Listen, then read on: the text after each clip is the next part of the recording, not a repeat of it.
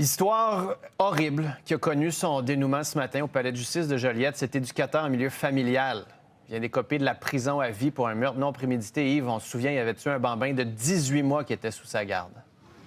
Oui, peine de prison à perpétuité, effectivement, sans possibilité de faire une demande de libération conditionnelle avant une période de 14 ans. C'est ce qui a été imposé tantôt au palais de justice de Joliette à Tommy Carranza Ladri, dont la photo va apparaître à l'écran. En passant, cet homme a été trouvé coupable il y a quelques semaines, donc de meurtre au 2e degré dans le cadre de ce procès. Oui, il était effectivement éducateur en garderie en décembre 2023 lorsqu'il s'en est pris violemment comme ça à un enfant, lui infligeant des blessures, jusqu'à des blessures très graves. On parle d'un crâne fracassé notamment.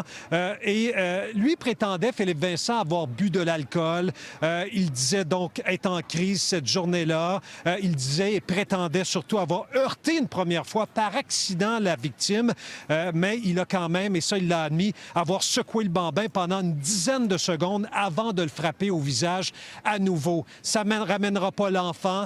La mère était là, n'a pas voulu réagir, mais il y a des lettres faisant état de la douleur de la famille qui ont été lues récemment dans la salle d'audience. Je vais te faire entendre l'avocat de la Couronne dans ce dossier. Il y a une partie des gestes qui demeurent, le juge l'a bien souligné, inexpliqués et inexplicables. Alors, bien évidemment, il y a des questions qui demeurent sans réponse à ce jour pour les membres de la famille. Ça avait été soulevé d'ailleurs dans les déclarations de victimes qui avaient été lues devant le tribunal à la dernière date. Et soulignons qu'il n'a jamais pris la peine de contacter le 911 ni de porter secours à ce bambin.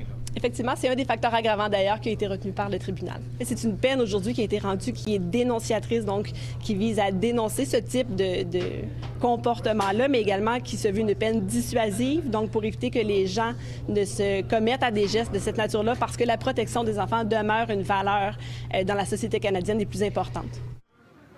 Très difficile pour la famille parce qu'elle n'aura jamais la vérité dans ce dossier, Philippe Vincent, parce que l'accusé lui a livré une dizaine de versions là, en lien avec cette tragédie. Un mystère enveloppé de mensonges, a précisé le juge aujourd'hui.